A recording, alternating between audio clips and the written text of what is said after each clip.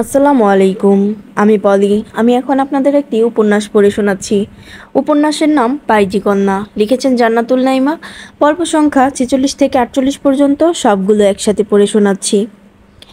২৫ ঘন্টা সময় অতিবাহিত হয়ে গেল। প্রণয় নূর একে অপরের সঙ্গে কথা বলা বন্ধ করে দিয়েছে। সব সময় প্রণয় নিজ থেকে শাইনুরের রাগ অভিমান ভাঙায়, কিন্তু এবার আর সে নিজে থেকে শাইনুরের কাছে যায়নি। কাজের মধ্যে ডুবে থেকেই সময় পার করছে। কষ্ট হলেও মনে মনে উপরওয়ালার প্রতি কৃতজ্ঞতা জানাচ্ছে শাহিনুর। ধীরে ধীরে তাদের মধ্যে কঠিন দূরত্ব সৃষ্টি হোক, এটাই কাম্য। মাঝে একটা দিন চলে গেল। পরের দিন যথাসময়ে হাসপাতালে চলে গেল প্রণয়। সারাদিন সকিনার সঙ্গেই কেটে গেল শাহিনুরের। এরই মধ্যে সিদ্ধান্ত নিল সে হাসপাতালে যাবে। মুনতাহার সঙ্গে দেখা করে সমস্ত সত্যি উন্মোচন করবে। সবটা জানার পর নিশ্চয়ই পলাশকে শাস্তি দেবে মুনতাহা। তার দৃঢ় বিশ্বাস, নিজের সন্তানের খুনিকে কোনোভাবেই ক্ষমা করবে না মুনতাহা। সবটা বিশ্বাস করে যদি পলাশকে শাস্তি দিতে চায়, তখন সে মান্নাত বুবুর সত্যিটাও প্রকাশ করবে। এত সব পরিকল্পনা একা একাই করলো শাহিনুর। সকিনা কয়েকবার জিজ্ঞেস করলো, সারাদিন এত কী ভাবিস রে তুই? শাহিনুর মুচকি হেসে বলল, তুইও তো সারাদিন কী সব ভেবে ভেবে চোখ মুখ দুঃখী করে ফেলিস, কিন্তু কি ভাবিস আমায় বলিস না? তাহলে আমি কেন তোকে বলবো? শাইনুরের এমন উত্তরে গলা শুকিয়ে যায় সখিনার। না সে কিছু বলতে পারে, আর না সহ্য করতে পারে। শুধু গোপনে নীরব অশ্রু ঝরায়। শাইনুর টের পায়, কিন্তু কিছুই বলে না। তবে অনুভব করতে পারে জীবন একটাই, অথচ সে জীবনের জটিলতার অন্ত নেই। অপরাহ্নে অবসাদে তিক্ত হয়ে ছাদে গিয়ে মনটা হালকা করার সিদ্ধান্ত নিল শাহিনুর। সকিনাকে বলতেই সে রাজি হয়ে গেল। বলল, তুই যা, আমি আসতাছি। কয়টা কাপড় শুকাইতে দিছি, একবারে নিয়েই নিচে আসমু। শাহিনুরকে কথাগুলো বলেই সকিনা রান্নাঘরে গিয়ে থালাতে অল্প ভাত আর তরকারি নিতে নিতে বলল, খিদা লাগছে, খেয়েই আসতাছি। একটু অবাক হলো শাহিনুর। ঘন ঘন খিদে লাগার পেছনেও কি কোনো কারণ আছে? বুঝতে পারে না সে। কেন জানি মনে ভীষণ সন্দেহ আসে। পরক্ষণে লজ্জিত হয় নিজের চিন্তাভাবনা স্মরণ করে। অন্তত কারো খাওয়া নিয়ে এমন সন্দেহ করা উচিত না। হাফ নিঃশ্বাস ছেড়ে পুনরায় এটা ভাবলো, অথচ তার খেতে ইচ্ছে করে না। ইদানিং মাছ মাংস কিছুই সহ্য করতে পারে না। এসব রান্না করলেই মনে হয় সবেতে আষ্টে গন্ধ লেগে আছে। এসব বিষয়ে আহামরি কোনো সমস্যা না, হতেই পারে। আর কিছু ভেবে সময় অপচয় করলো না শাহিনুর। চুপচাপ ছাদে চলে গেল। সখিনা এলো প্রায় 10 মিনিট পর। দুজন মিলে ছাদের একপাশে থাকা ফুল গাছগুলো দেখছিল। এমন সময় পশ্চিম পাশের এক বাসা থেকে প্রচুর চিল্লাচিল্লি শুনতে পেল। সখিনা দৌড়ে পশ্চিম পাশে গিয়ে ছাদের বর্ডার ধরে উকি দিল। গলা উঁচিয়ে শাইনুরকে ডাকলো, এই নূর, ঝগড়া বাজছে, দেখা যা। মাথায় কাপড় টেনে কিঞ্চিত ত্বরান্বিত হয়ে শাইনুরও গিয়ে সখিনার পাশে দাঁড়ালো। 3 সেট বিল্ডিংয়ের বাড়িটা 6 তলা থেকে স্পষ্ট দেখা যায়। তাই বাড়ির ভেতরে কি হচ্ছে না হচ্ছে সবটাই দেখতে পেল শাহিনুর আর সকিনা। দুজন মহিলার কোলেই ছোট ছোট বাচ্চা রয়েছে। তারা একে অপরের সঙ্গে বিশ্রী ভাষায় গালাগাল করে ঝগড়া করছে। এক পর্যায়ে সেটা হাতাহাতি পর্যন্ত চলে যায়। তারপর কোল থেকে কর্ণরত বাচ্চাদের নামিয়ে একজন ছুটে তার ঘরে চলে গেল। নিমেষেই আবার বেরিয়েও এলো। মুঠোভর্তি কিছু একটা দ্বিতীয় মহিলার চোখে ছুঁড়ে মারল। প্রথমে বুঝতে না পারলেও পরে দ্বিতীয় মহিলার চিৎকার শুনে বুঝতে পারল হাতে শুকনো মরিচের গুঁড়ো ছিল, যা চোখে ছুঁড়ে দেওয়ার সঙ্গে সঙ্গে মহিলাটি চোখ ধরে মাটিতে বসে পড়ে। আর সেই সুযোগে ইচ্ছে মতো কাঁচা বাঁশের খণ্ড দিয়ে তাকে পেটায় প্রথম মহিলা। এমন ভয়াবহ ঘটনা দেখে ভয়ে শিউরে ওঠে শাহিনুর। সকিনাও হতবম্ব হয়ে শাহিনুরকে চেপে ধরে কাঁপা গলায় বলে, আল্লাহ রে, ওরা দুই যায় এমন ভয়ঙ্কর ঝগড়া বাজাইছে। মুহূর্তে আশেপাশের মানুষে ভরে গেল বাসাটায়। দ্বিতীয় মহিলার স্বামী এসে প্রথম মহিলার চুল ধরে টেনে হিঁচড়ে বাসা থেকে বের করে দিল। কয়েকজন মহিলা মিলে দ্বিতীয় মহিলার চোখে মুখে মাথায় পানি ঢাললো। অবস্থা খারাপ হতে দেখে তার স্বামী তাকে নিয়ে ছুটল হাসপাতালের উদ্দেশ্যে। পুরো ঘটনাই সচক্ষে দেখে শাহিনুর কেমন নীরব নিস্তেজ হয়ে গেল। সকিনা কাপড় চোপড় উঠিয়ে তাকে বলল, আয় নিচে জায়গা। শাহিনুর সেদিকে ভ্রুক্ষেপ করলো না। অন্যমনস্ক হয়ে জিজ্ঞেস করলো, আচ্ছা সখী, ওই মহিলার চোখে মরিচ দিয়ে কেন মারলো? এভাবে কেউ চোখে মরিচ দেয়? এখন যদি চোখ নষ্ট হয়ে যায়? সকিনা বলল, তুই বুঝিস সবাই বিষয়টা তুই বুঝি সবাই বিষয়টা চোখে মরিচ দিয়ে ওরে দুর্বল করে তারপর মারছে। নয় কি ওই মহিলা এটার সাথে পারে? মরিচ না দিলে কিন্তু এই মহিলার একটা থাবা খাওয়াই চিৎপটাং হয়ে যাইতো। সহসা শাইনুরের চোখ দুটো চকচক করে উঠল। বলল, গায়ে এত জোর দিয়ে লাভ কি, যদি মাথায় বুদ্ধিই না থাকে? প্রথম মহিলাটার অনেক বুদ্ধি, এজন্যই মরিচ দিয়ে দুর্বল করেছে, নয়তো তার সাথে পাইতো না। বোঝো নাই সখী?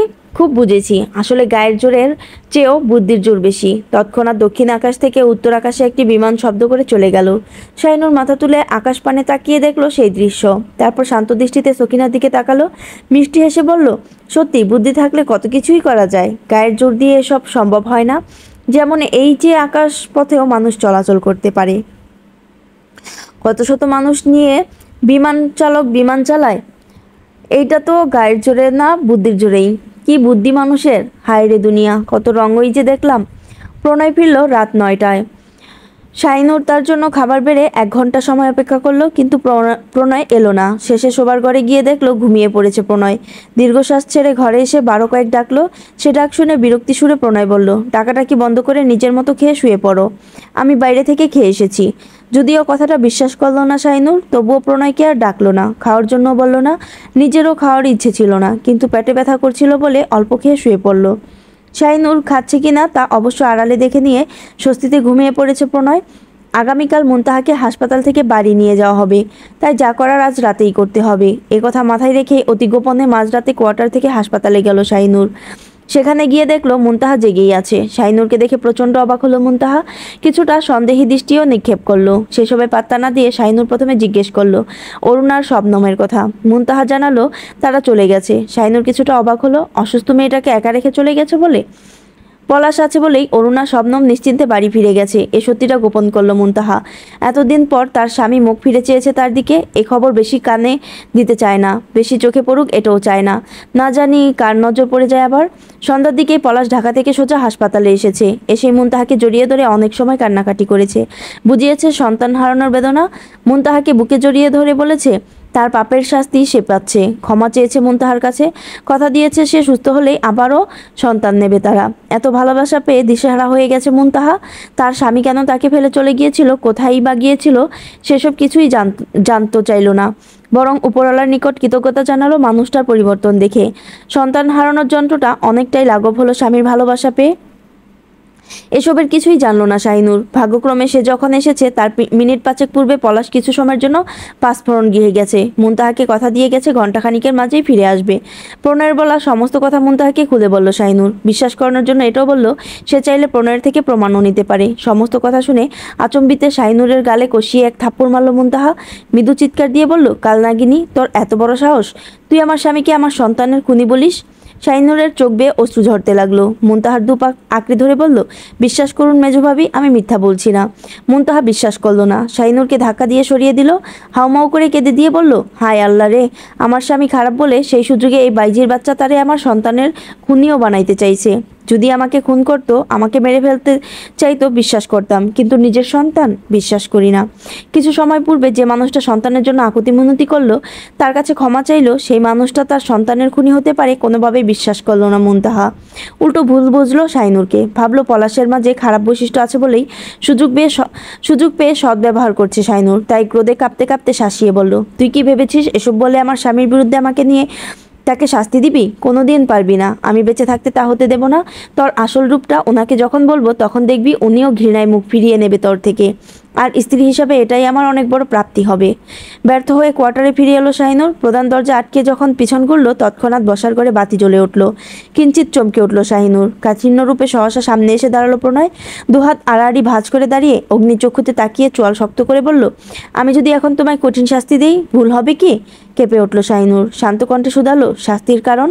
শাহিনুরের গালে স্পষ্ট হয়ে ওঠা 5 আঙ্গুলের লাল দাগ দেখে প্রচণ্ড ক্ষিপ্ত হয়ে প্রণয় বলল, আমার স্ত্রীর গায়ে অন্য কেউ কোন সাহসে হাত তুলে? এই সাহসটুকু দেওয়ার কারণটাই কি যথেষ্ট নয়? মাথা নুয়ে ফেলল শাহিনুর। ক্রোধে জর্জরিত হয়ে কয়েক দফা নিঃশ্বাস ফেলে শাহিনুরের সামনে থেকে চলে গেল প্রণয়। হাঁ করে লম্বা একটি নিঃশ্বাস ফেলল শাহিনুর। বুকের ভিতর তীব্র অস্বস্তি হচ্ছে তার। হাঁসফাঁস লাগছে, কেন কেউ বুঝে না, কেন কেউ বুঝতে চায় না। নিজেকে আর ধরে রাখতে পারল না সে। মেঝেতে বসে ঢুকরে কেঁদে উঠল। তার কান্নার শব্দ শুনল সকিনা, শুনল প্রণয়, কিন্তু কেউ এগিয়ে এলো না। পাশে দাঁড়িয়ে কেউ সান্ত্বনা দিল না। ওরা দুজনই যেন চাইল বাস্তবতা মেনে নিতে। ওদের নীরবতা বুঝিয়ে দিল এই কান্না অনর্থক। কেটে গেল আরও 2 দিন। এই 2 দিনে দুটো আশ্চর্যজনক ঘটনা দেখেছে শাহিনুর। এক মাঝরাতে অতিরিক্ত পিপাসা লাগায় বসার ঘরে এসেই দেখতে পায় সকিনার ঘরের দরজা খোলা। যেহেতু আগে থেকেই সকিনাকে সন্দেহ করছিল, সেহেতু মাঝরাতে দরজা খোলা দেখে আবারও সন্দেহ ঢুকে গেল মনে। কোনো ক্রমে সকিনার করা কার্যক্রমগুলো স্বাভাবিক নিতে পারে না সে। এর পেছনে কী কারণ সেটাও জানে না। যাই হোক, সকিনার ঘরে ঢুকে যখন ওকে পেল না, পুরো বাসায় নজর বুলালো কিন্তু সখিনা নেই। তারপর যখন প্রধান দরজার সিটকিনি খোলা দেখলো আর বেশি নড়াচড়া করলো না। বাতি নিভিয়ে চুপচাপ নিজের ঘরে গিয়ে দরজা আটকে জানালা খোলা রেখে পাশে দাঁড়িয়ে রইল।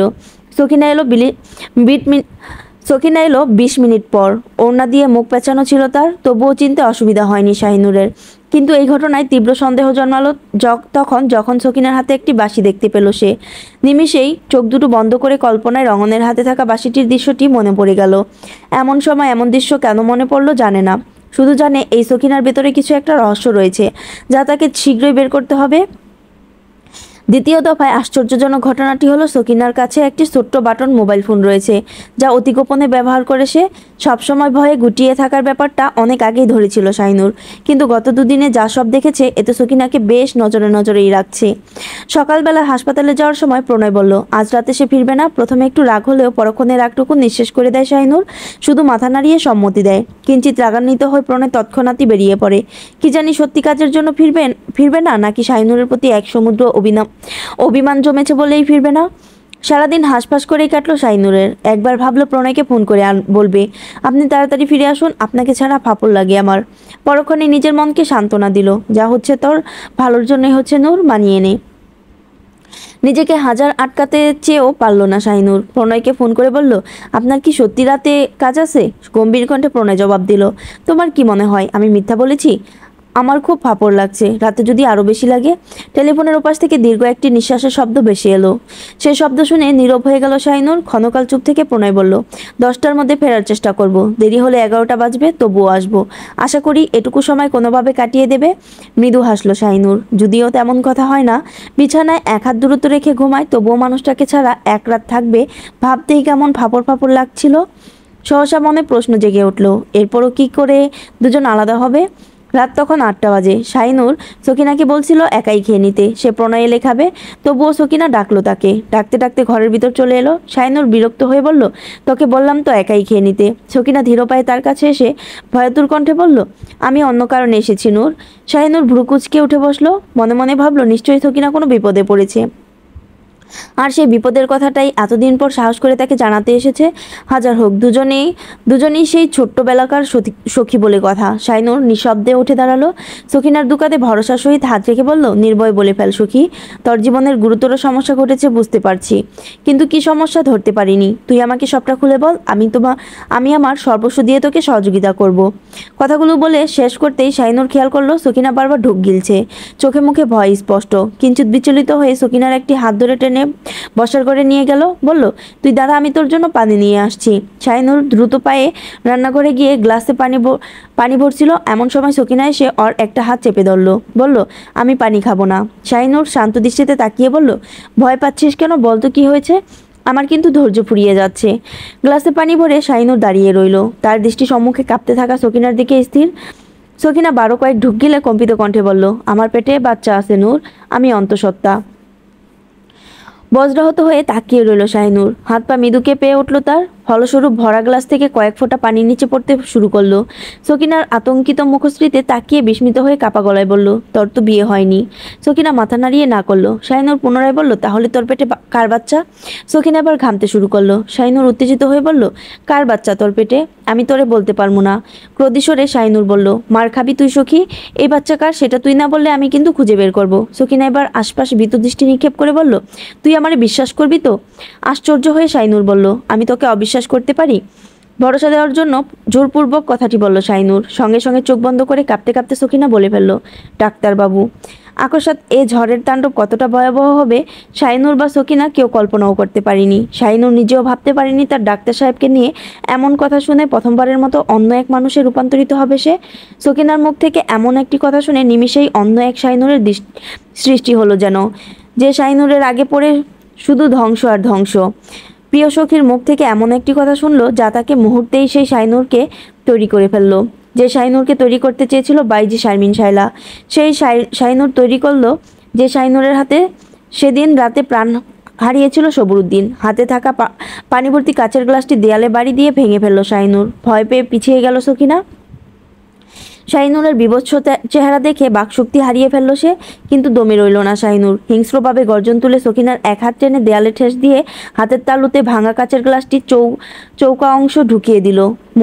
মুহূর্তেই পুরো বিল্ডিং কাঁপিয়ে গগন বিদারী চিৎকার দিল সকিনা। শাহিনুর আরো দ্বিগুণ হিংস্র হয়ে দুপাটির দাঁত জোড়া লাগিয়ে বীভৎস এক শব্দ করলো। ভাঙা গ্লাস গেঁথে থাকা হাতটি টেনে রক্তাক্ত হাতের দিকে তাকিয়ে মেঝেতে বসে তরপাতে শুরু করলো সকিনা।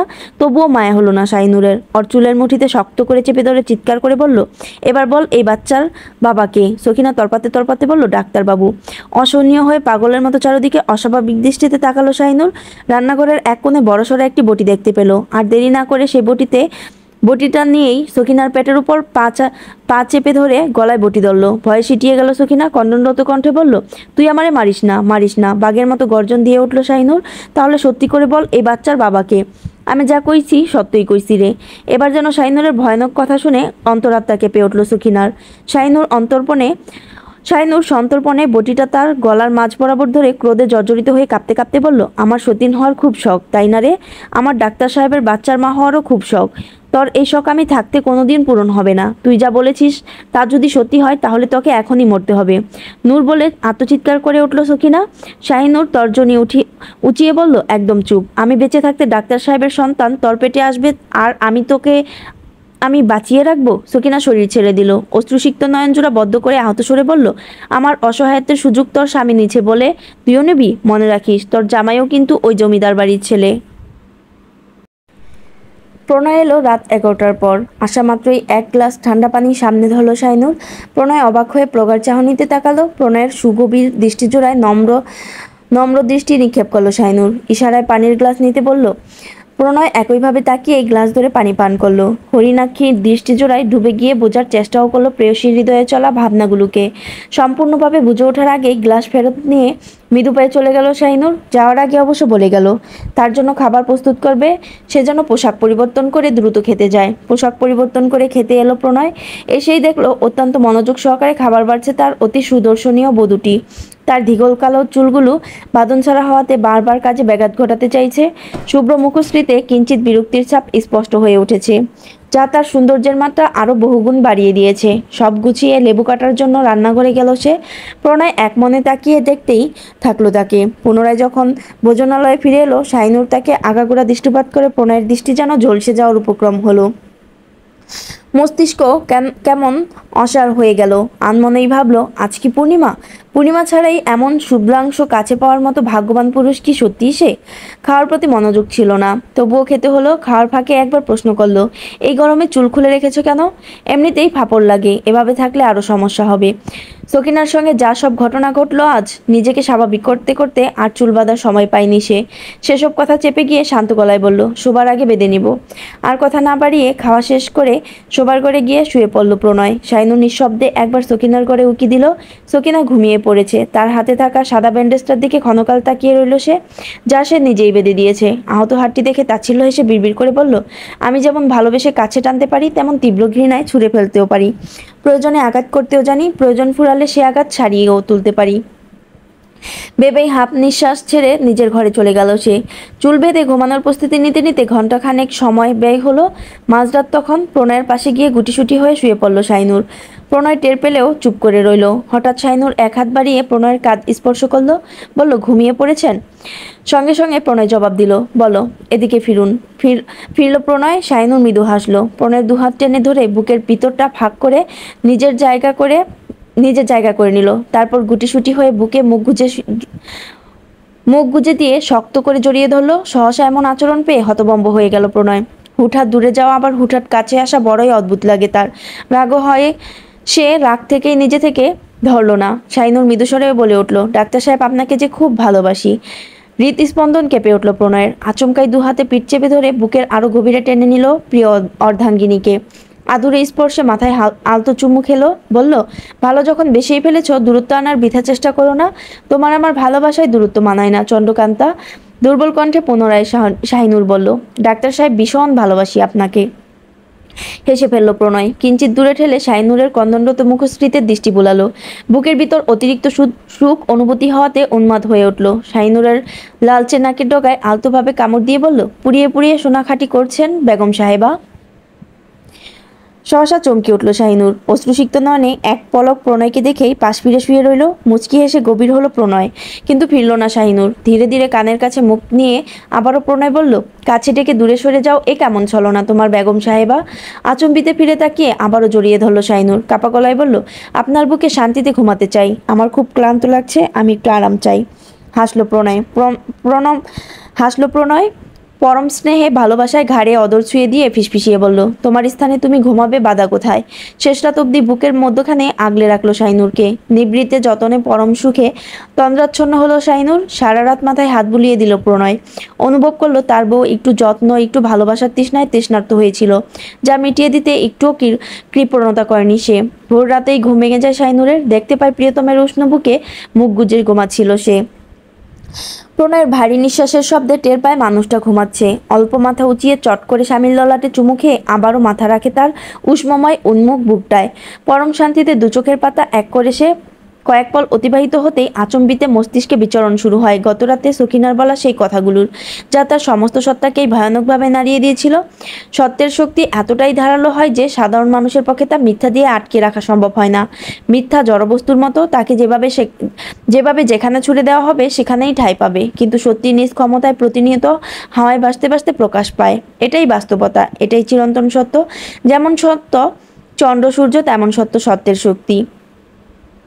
নিস্তব্ধ থমথমে পরিবেশে গতকাল যখন সর্বশেষ পর্যায়ে গিয়েও সখিনা প্রণয়ের নাম বলছিল, অগ্নিকন্যার রূপে শাহিনুর ওকে শেষ বিদায় দেওয়ার জন্য শেষ একটা কথাই বলেছিল, বিশ্বাসঘাতকদের আমি বাঁচতে দেই না সখী। যেমনটা দেয়নি সবুরুদ্দিনকে যেমন দু টুকরো করে বাইজি গৃহের সামনে ফেলে এসেছিলাম, ঠিক তেমনি আজ এই মুহূর্তে তোকে দু টুকরো করে বস্তা ভরে জমিদার বাড়িতে পাঠাবো। কথাগুলো সমাপ্তি দিয়ে গলা বরাবর বটিটা হিংস্রতার সঙ্গে স্পর্শ করতেই চোখ মুখ শক্ত করে ভয়ে কাঁপতে কাঁপতে চিৎকার করে উঠে সখিনা, ডাক্তারবাবু না, ডাক্তারবাবু না, এ বাচ্চা রঙনের, এ বাচ্চা তোর বাসিওলার। ফুঁসে ওঠা অগ্নিশিখা ধপ করে নিভে গেল। নির্লিপ্ত ভনিতায় সখিনার থেকে সরে গেল শাহিনুর। মেঝেতে নিথর রূপে বসে দৃষ্টি অনড় রাখলো সখিনার দিকে। তার বিভৎস চেহারায় ভয়াতুর দৃষ্টি নিক্ষেপ করে ক্রমশ কাঁপতে শুরু করলো সখিনা। সবুরুদ্দিনকে শাহিনুর খুন করেছে ভাবতেই তার শরীর অসাড় হয়ে যাচ্ছে। সেদিকে বিন্দুমাত্র ভ্রুক্ষেপ না করে তেজস্বী কণ্ঠে শাহিনুর বলল, এবার তোদের পরিকল্পনাটা বলে ফেল। শাহিনুরের হাতে তখনও বটিটা রয়েছে, যার দিকে একবার তাকিয়ে 12 কয়েক ঢুক গিলল সকিনা। ধীরে ধীরে সমস্ত ঘটনাই বলতে শুরু করলো। রঙনের সাথে আমার সম্পর্ক হয়েছে তোর বিয়ার পরে, আর সবার মতো কইরা সেও বাইজি গৃহে আসতো। শুরুতে তোর কথা জিগাইতো, তারপর আস্তে আস্তে আমার সাথে বৈশাও গল্প গুজব করতো। আমার জানি কেমন ভালা লাইগা গেল। মনে মনে স্বপ্ন দেখলাম তুই যেমন জমিদার বাড়ির বউ হইছস, আমিও হমু। আমার স্বপ্ন আরো গাঢ় হইল যেদিন রঙন মদ খাইয়া মাতাল হইয়া আমারে জড়াই ধরলো, বলল সে আমারে ভালোবাসে। তারপর থেকেই আমাদের মধ্যে একটা সুসম্পর্ক তৈরি হয়। প্রতি রাতে তার কুটিরে যাওয়া আসা শুরু করি। একদিন মাতাল হইয়া সে আমারে বেশি গভীর কইরা চাইল, আমিও আর ফিরাইতে পারি নাই। সকালে উঠে আমারে কথাও দিছিল বিয়া করব আমারে। তীব্র ঘৃণায় মূর্ছিত হওয়ার উপক্রম হলো শাহিনুর। সকিনার থেকে কিঞ্চিত দূরে সরে গিয়ে অস্পষ্ট স্বরে বলল, তোরা সব কয়টা এক একটা শয়তান। এবার বল আমাদের সংসার ভাঙার জন্য ঠিক কি কি পরিকল্পনা করেছিস তোরা? সকিনা হাউমাউ করে কেঁদে উঠল। বলল, বিশ্বাস কর তোর কোনো ক্ষতি করবার চাই নাই আমি, কিন্তু যেদিন থেকে জানবার পারছি আমার পেটে ওর বাচ্চা আসছে, সেদিন থেকে ওরে চাপ দিতাছি আমারে বিয়ে করার জন্য। কিন্তু ও খালি সময় চায়, শেষে তো আমারে ফিরাই দিল, বলল বাচ্চা নষ্ট কইরা দিতে। কিন্তু আমার খুব ভয় করে এসবে, আমি রাজি হই না। 1 মাস আগে হঠাৎ আমারে বলল এই বাচ্চা রাখবো, আমারে বিয়েও করব। সত্য একটাই, তোর মন থেকে ডাক্তারবাবুরে মুছা দিতে হইব। যদি পারি তাহলে সে আমারে বিয়া করব। সহসা শব্দ করে হেসে উঠল শাহিনুর। বিভৎস সেই হাসির শব্দ শুনে পিছিয়ে গেল সকিনা। মাত্রাতিরিক্ত কাঁপতে থাকলো তার কাটা রক্তাক্ত হাতটি। তা দেখে হাসিটা চওড়া করে শাহিনুর বলল, আর কত বোকা হবি তোরা? তোর কি মনে হয় মিথ্যা ঘটনা দিয়ে ডাক্তার সাহেবকে ফাঁসাবি আর সে হাত পা গুটিয়ে বসে থাকবে? জানিস তোর পরিণতি কি হতো? ডাক্তার সাহেবকে ফাঁসাতে গিয়ে যখন ধরা খেতি তখন সত্যিটা বললেও কেউ বিশ্বাস করতো না, নিজেই ফেসে যেতি। মাঝখান থেকে কাজ হাসিল হয়ে যেত ওদের। শাহিনুর গাড় নিচু করে সখিনার দিকে শুকনো দৃষ্টিতে তাকিয়ে বলল, তারপরের পরিকল্পনা কি ছিল? আমাদের সম্পর্ক ভেঙে দিয়ে তার কি লাভ? পলাশ চৌধুরীর কথা এসব করছে। শাহিনুর আগের স্থানে নিশ্চিন্ত মনে বসলো। চোখ বন্ধ করে সেই রাতের কথা ভাবলো, যে রাতে প্রণয় ভয়ানক শাস্তি দিতে যাচ্ছিল রঙনকে। সহসা চোখ খুলল সে, দাঁত কিরমির করে বলল, কুত্তার লেজ কোনোদিন সোজা হয় না। উঠে দাঁড়ালো শাহিনুর। প্রণয়ের চিকিৎসা বাক্স এনে সকিনার হাতে ব্যান্ডেজ করে দিতে দিতে বলল, তোকে ব্যবহার করে ঠিক সময় ছুঁড়ে ফেলে দেওয়া হবে। তুই এখন ওই রঙ্গন চৌধুরীকে চিনতে পারিসনি। সে হচ্ছে জমিদার বংশের সুপ্তঘাতক। তার সম্পর্কে যা যা জানিস সবটা খুলে বল। তোকে সহ তোর বাচ্চাকে আমি বাঁচিয়ে দেব। সকিনা প্রথমে কিছু বলল না। শাহিনুরও ধীরতার সঙ্গে তার পাশ থেকে উঠে দাঁড়ালো। এক পা দুপা করে চলে যেতে শুরু করলো সে। হঠাৎ সকিনা ফোপাতে ফোপাতে বলল, তোর আম্মারে কে মারছে শুই না যাবি না সখী? মুহূর্তেই পা দুটো থেমে গেল। সর্বাঙ্গ কেঁপে উঠল শাহিনুরের, মাথাটা ঝিমঝিম করে উঠল। বক্ষস্থলের তীব্র কম্পন কোনো রকমেই নিয়ন্ত্রণ করতে পারল না সে। কম্পিত কণ্ঠে বলল, পলাশ না রঙন? ভাঙা ভাঙা কণ্ঠে সকিনা জবাব দিল, রঙন। নিমেষেই দৃষ্টিজোড়া বদ্ধ করে কয়েক ফোঁটা অশ্রু ত্যাগ করলো শাহিনুর। দুহাত মুষ্টিবদ্ধ করে নিয়ে চোয়াল শক্ত করে বলল, তুই কিভাবে জানলি? মদ খেয়ে নেশা ধরলে রঙনের কোনো হুঁশ থাকে না। তখন সে যা ইচ্ছা তাই করে, যা ইচ্ছা তাই বলে। এক রাতে নেশার ঘরে যখন আমার সাথে ঘনিষ্ঠ হইল তখন আবল তাপল অনেক কথা বলল। সে কথার মধ্যে একটাই ছিল, পেছন থেকে তরবারি ঢুকালাম আর বের করলাম না। কত বড় সাহস! আমার আব্বারে আঘাত করছে, আমার বড় ভাইকে আঘাত করতে চাইছে। আমি সহ্য করতে পারিনি। ওরে মেরেও শান্তি পাচ্ছি না। রাতের পর রাত জ্বালিয়ে মারছে। ওই রাতটা ভোলার জন্য নিজের হাতে করা প্রথম খুনটাকে মন মস্তিষ্ক থেকে মোছার জন্য কত চেষ্টা করছি, পারছি না। বোতলের পর বোতল খালাস করছি, একের পর এক দেহভোগ করছি। শালার বাইজিটা মাথা থেকে গেল না। এক খুনের এত জ্বালা না থাকলে আরও কয়েকটা করে ফেলতাম। তখনই আমি পরিষ্কার হই যে শারমিন খালারে রঙনই মারছে। কথিত আছে, চোরের 10 দিন গৃহস্থের 1 দিন। শাহিনুর জানতো রঙন আবারও ডাকবে সকিনাকে, তাই সেই মোক্ষম সময়েরই অপেক্ষাতে ছিল সে। রাত তখন 10টা ছুঁই। ইমার্জেন্সি ডিউটি পড়ায় ঘন্টা 2 আগেই হাসপাতালে চলে গেছে প্রণয়। যাওয়ার পূর্বে শাহিনুরকে বুঝিয়ে গেছে তার জন্য অপেক্ষা না করে যেন ঘুমিয়ে পড়ে। তার ফিরতে ফিরতে সকালও হতে পারে। স্বামীর আদেশ অনুযায়ী ঘুমাতে যাচ্ছিল সে। এমন সময় হঠাৎ ভয় মিশ্রিত মুখে ঘরে প্রবেশ করলো সকিনা।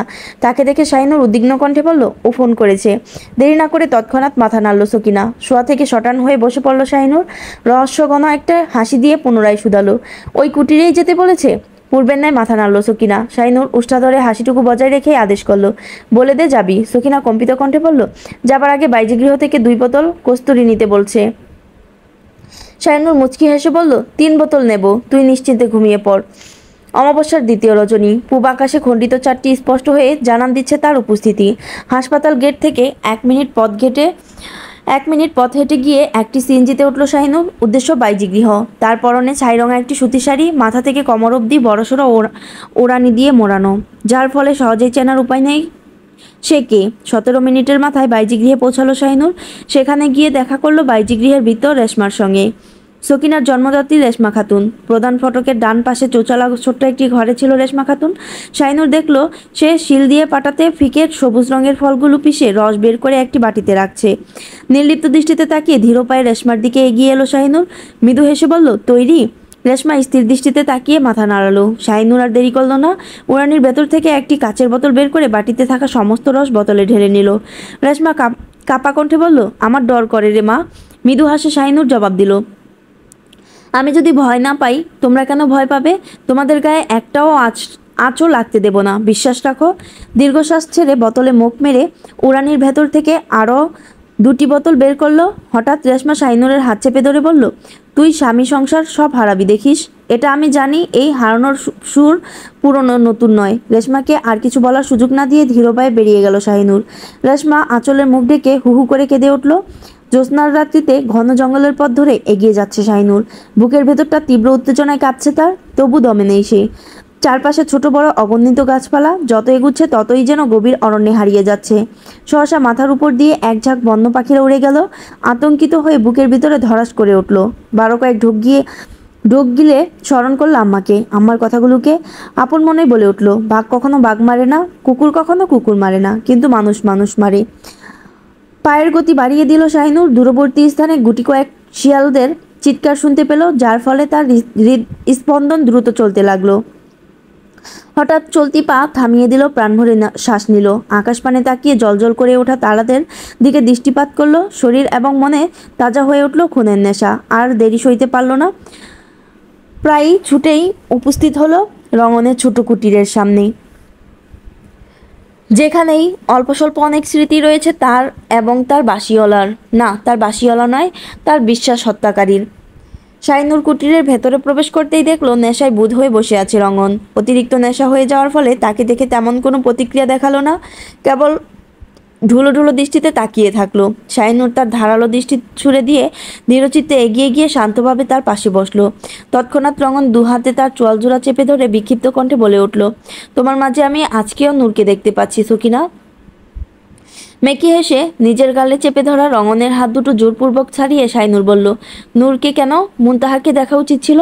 তাকে তো তুমি ভালোবাসো। বিমর্ষ মুখে রঙন বলল, শরীর বেশ গরম আছে, এমন সময় অমন লাশ সময়কেই তো মনে পড়বে। অশ্লীল ভনিতায় কথাটা বলতে শাইনুরের চোয়াল শক্ত হয়ে গেল। দাঁত কিরমির করে বলল, তোর এই জঘন্য রূপটা কোন খলসের আড়ালে রেখেছিলি? রঙন চুপ হয়ে গেল। পরক্ষণে ফ্যাঁস করে কাঁদতে কাঁদতে বলল, হ্যাঁ আমি জানি, হ্যাঁ আমি জঘন্য, আমি খুব খারাপ, কেউ ভালোবাসে না আমাকে, কেউ না। তাচ্ছিল্য এসে শাইনুর বলল, তোমার মতো কাপুরুষ কারো ভালোবাসা পায় না। ভেবাচেকা খাওয়ার মতো অবস্থা করে রঙন ফিরে তাকিয়ে বলল, আরে বাস, তোমার কণ্ঠও তো নূরের মতো লাগছে। বলে শটান হয়ে উঠে দাঁড়ালো। দুহাত কোমরে রেখে মাথা দুলিয়ে দুলিয়ে শাইনুরকে দেখতে লাগলো। মুহূর্তেই ওষ্ঠাধরে দুরন্ত হাসি ফুটে উঠল তার। ধপ করে পুনরায় শাইনুরের পাশে বসে পড়ল। এক হাত বাড়িয়ে তার কাজ চেপে ধরলো, অপর হাতে সামনে থাকা 3টে বোতলের মধ্যে একটি বোতল উঠিয়ে দাঁত দিয়ে বোতলের মুখ খুলে ঢক ঢক করে তরল পদার্থ পান করতে লাগলো। এক নিমেষেই বোতল খালি করে ছুঁড়ে ফেলে শাইনুরের দিকে পূর্ণ দৃষ্টি নিক্ষেপ করে বলল, তুমি এই যে বোতলগুলো দেখেই বুঝেছি তুমি কে। হু হা করে হেসে উঠে হাত বাড়িয়ে আরেকটি বোতল তুলে নিল। নিস্তব্ধ হয়ে বসে আলগোছে কাঁধ থেকে রঙনের হাত ছাড়িয়ে নিল শাইনুর। বলল, এই দুনিয়াতে মেরুদণ্ডহীন প্রাণীর অভাব নেই, তার মধ্যেও একটি ধ্বংস হয়ে গেলে লাভও হবে না, ক্ষতিও হবে না, তবে কারো প্রতিশোধ পরায়ণ আত্মায় শান্তি মিলবে। দ্বিতীয় বোতলটি অর্ধেক খালি করেই গলা চেপে ধরল রঙন। তার শুভ্র শরীরটা হঠাৎই বিবর্ণ রূপ ধারণ করতে শুরু করলো। অতিরিক্ত নেশা হয়ে যাওয়ার ফলে বিষক্রিয়ার তীব্র যন্ত্রণা অনুভব করতেও কষ্ট হলো। কিন্তু তার হাঁসফাঁস অবস্থা দেখে নির্লিপ্ত কণ্ঠে শাইনুর বলে উঠল, বাসিওলা। দুহাতে গলা চেপে ধরে চমকে তাকালো রঙন। কাপা গলায় বলল, শাহিনুর। আর কথা বলার শক্তি পেল না রঙন। ধপাস করে মাটিতে শুয়ে পড়ল। দুর্বল চিত্তে তরপাতে তরপাতে শুধু এটুকু বলল, আমার শরীর জ্বলে যাচ্ছে, শ্বাস বন্ধ হয়ে আসছে।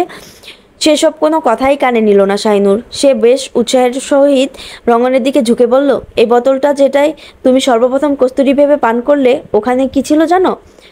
ধুতুরা ফলের রস ছিল, যা আমি বেশ পরিকল্পনা করেই তৈরি করে এনেছি তোমার জন্য। তোমার আম্মা, মানে আমার শাশুড়ি আম্মার কাছেই শুনেছিলাম ধুতুরা ফলে নাকি বিষ থাকে, যার গন্ধ নাকে এলেও মানুষ অসুস্থ হয়ে পড়ে। আর আমি অশুভের রস তোমার শরীরে প্রবেশ করিয়েছি। কেন জানো? প্রতিশোধ নেওয়ার জন্য। আমার আম্মাকে তুমি পেছন থেকে আঘাত করেছ, আড়ালে থেকে আমার ডাক্তার সাহেবকে কলঙ্ক দিতে চেয়েছ। সেসবের প্রতিশোধই আজ নিতে এসেছি আমি। এক নারীর প্রতিশোধ কতটা ভয়ঙ্কর হতে পারে নিশ্চয়ই টের পাচ্ছ, জমিদারের ছোট পুত্র। কিঞ্চিত উচ্চকণ্ঠে বলল, আমি শারমিন শায়লার কন্যা, বাইজি শারমিন শায়লা কন্যা শাইনুর শায়লা। মায়ের হত্যার প্রতিশোধ নিতে এসেছি। আমি ডাক্তার প্রণয় চৌধুরীর অর্ধাঙ্গিনী, যার চরিত্রকে কলুষিত করার চেষ্টা করেছ বলে তার শাস্তি দিতে এসেছি। মুখ ভরে রক্ত বমি করল রঙন। ঘৃণায় ছিটকে সরে গেল শাইনুর। রঙন ঘোঙাতে শুরু করলো। ঘোঙাতে ঘোঙাতে অস্পষ্ট স্বরে বলল, আমাকে বাঁচাও, আমাকে বাঁচাও, মেরো না আমাকে, ক্ষমা করো নূর, ক্ষমা করো। আমি খারাপ না, আমি খুনি না, আমি ইচ্ছে করে কিছুই করিনি। ক্রোধে মাটিতে এক পা দিয়ে আঘাত করে দাঁত কিরমির করে চিৎকার করে উঠল শাহিনুর। তুই কেমন পুরুষ, কেমন মানুষ তুই, যে বারবার তোকে দিয়ে অন্যায় করানো হবে আর তুই করবি? তোর মতো মানুষের তো আত্মহত্যা করে মরা উচিত। ভাবতেই ঘৃণা হয় আমার। কিশোরী মনের ভুল অনুভূতিগুলো তুই ছিলি। তুই একটা মেরুদণ্ডহীন প্রাণী, যার কিনা নিজের কোনো সত্তা নেই, যে কিনা এক ভাইয়ের প্ররোচনায় দিনের পর দিন আরেক ভাইয়ের ক্ষতি করে যাচ্ছিল। তোর কোনো ব্যক্তিত্ব নেই, তুই এক মুখোশধারী কালসাপ। ভাইয়ের কথায় যখন আরেক ভাইয়ের ক্ষতি করতে পারিস, তাহলে ভাবির দেওয়া এই মৃত্যুকেও হাসি মুখে গ্রহণ করে নে। বাঁচার জন্য আকুতি করিস কিনা। এই পৃথিবীতে তোর কোনো প্রয়োজন নেই। একদমে কথাগুলো শেষ করতেই ধপ করে মাটিতে বসে পড়ল শাইনুর। রঙনের তীব্র যন্ত্রণাটুকু খুব কাছ থেকে অনুভব করার চেষ্টা করলো। চোয়াল বেয়ে নোনা পানির স্রোত নামছে তার। রঙনের শেষ পরিণতি দেখে একদিকে যেমন কষ্ট হচ্ছে, অপরদিকে চিৎকার করে বলতে ইচ্ছে করছে, তুই আমার মাকে আমার থেকে কেড়ে নিয়েছিস, তোর জন্য আজ আমি মাতৃহারা। কিন্তু কণ্ঠনালী থেকে আর অল্প আওয়াজও বের হলো না তার। ঠুকরে উঠল সে। সম্মুখের দৃশ্য দেখে সর্বাঙ্গে কেঁপে উঠল। দু হাতে মাটি খামছে, দাঁত দিয়ে মাটি কামড়ে শুয়ে আছে রঙন। তার শ্বাস খুব দ্রুত চলছে, হয়তো কয়েক সেকেন্ডের ব্যবধানে শেষ নিঃশ্বাস ত্যাগ করবে সে। এমন সময় হুট করে কাছে গিয়ে রঙনের মাথা উঠিয়ে নিজের কোলে শোয়ালো। দুগালে মৃদু থাপ্পড় দিতে দিতে চিৎকার করে বলল, রঙন, এই রঙন, আমার আম্মাকে কেন তুমি মারলে? রঙন, এই রঙন, কেন তুমি বিশ্বাসঘাতকতা করলে আমার সাথে? কেন তোমার বড় ভাইয়ের বিরুদ্ধে এত বড় ষড়যন্ত্র করলে? এই রঙন, তুমি ডাক্তার সাহেবের খুব আদরের রঙন। রঙন, শেষ নিঃশ্বাস ত্যাগ করতে চিৎকার করে উঠল শাহিনুর। হাউমাউ করে কেঁদেও উঠল। আম্মা বলে আর্তচিৎকার দিয়ে সহসা চুপ মেরে গেল। আর একটি শব্দ উচ্চারণ করতে পারল না। দুটো খুন হয়ে গেল তার দ্বারা, দুটো প্রাণ নাশ করল সে। অথচ এসব না হতেও পারত। সে নারী, সে মায়ের জাত, তার দ্বারা সৃষ্টি ঘটবে, ধ্বংস নয়। অথচ নিষ্ঠুর নিয়তি তার দ্বারা দুটোর ধ্বংস ঘটিয়ে ফেলল। শ্বাসরুদ্ধ করে নির্লিপ্ত দৃষ্টিতে রঙনের রক্তাক্ত মুখের দিকে তাকালো। কম্পিত হাতে রঙনের মাথায় মুখে হাত বুলিয়ে দিল। মায়ের খুনিকে নিজ হাতে শাস্তি দিতে পেরেই কষ্ট করব উভয়ই হচ্ছিল তার। তাই রঙনের কানের কাছে মুখ নিয়ে ফিসফিস করে বলল, তুমি ছিলে সুপ্তঘাতক। তোমার পুরো জীবনটাই ছিল অন্যের ব্যবহৃত, ঠিক বস্তুকে যেমন ব্যবহার করা হয়। আর কতকাল অন্যের দ্বারা ব্যবহৃত হবে, অন্যের পাপে পাপী হবে। এমন অভিশপ্ত জীবন থেকে মুক্তি দিয়ে দিলাম তোমায়, চিরতরে মুক্তি। নিস্তব্ধ রজনীতে গহীন অরণ্যের এক ছোট্ট কুটিরে এক ষোড়শী কন্যার হাতে প্রাণ হারালো জমিদারের ছোট পুত্র, প্রেরণা চৌধুরীর বুকের ধন, প্রণয় চৌধুরীর সবচেয়ে আদরও ছোট্ট বাইটি। শেষ দফায় যখন শাইনুর কাঁদল, তখন একটি বাক্যই আওড়ালো, আমাদের ভবিতব্য এমন হওয়ার কথা ছিল না বাসিওলা। নিয়তি বড়ই নিষ্ঠুর হয়, ভাগ্যের লীলা খেলার বোঝা বড়ই মুশকিল। কে জানতো এই মৃতদেহ পচে দুর্গন্ধ ছড়িয়ে পৌঁছে দেবে তার মৃত্যুর খবর? কে জানতো প্রণয় চৌধুরীর সবচেয়ে কাছের মানুষটির দ্বারাই প্রাণ হারাবে তার আদরের ছোট্ট ভাইটি? কে জানতো পরপর দুটো সন্তানকে চিরতরে হারিয়ে ফেলবে প্রেরণা চৌধুরী? ভোর রাতে খবর এলো জেবার বাবা আর নেই। এ যেন মরার উপর খাড়ার গা। খবর পাওয়ার পর দুবার জ্ঞান হারিয়েছে জেবা, তাকে সামলাচ্ছে শবনম। পল্লব গেছে ড্রাইভারকে ডেকে তুলতে। এখনই শ্বশুর বাড়ির উদ্দেশ্যে রওনা হতে হবে তাদের। ব্যয় মারা গেছে, বাধ্যতামূলকভাবে প্রেরণার অরুণাকে যেতে হলো। জেবার বাবা শবনমকে একদম নিজের মেয়ের মতোই ভালোবাসতেন, তাই শবনমও গেল। তাছাড়া জেবার যা অবস্থা, তাকে সামলাতে শবনমের প্রয়োজনীয়তা বেশি।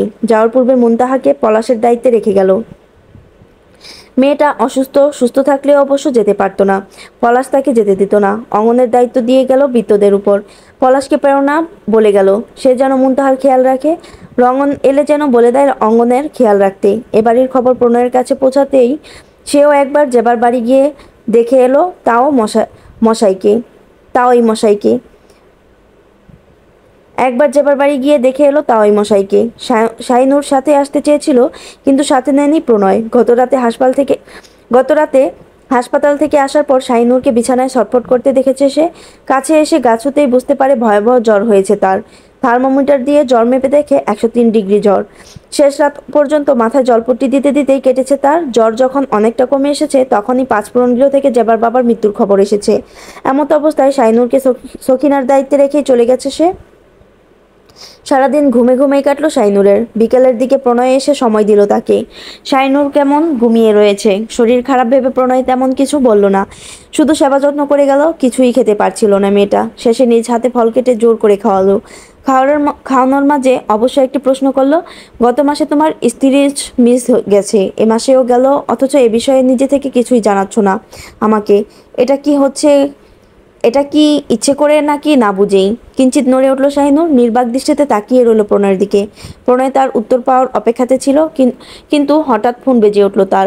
ইমার্জেন্সি পড়ে গেছে, এখনই হাসপাতালে যেতে হবে। শাহিনুরের থেকে আর উত্তর পাওয়া হলো না। শাহিনুরও এ ব্যাপারে খেয়াল দিল না।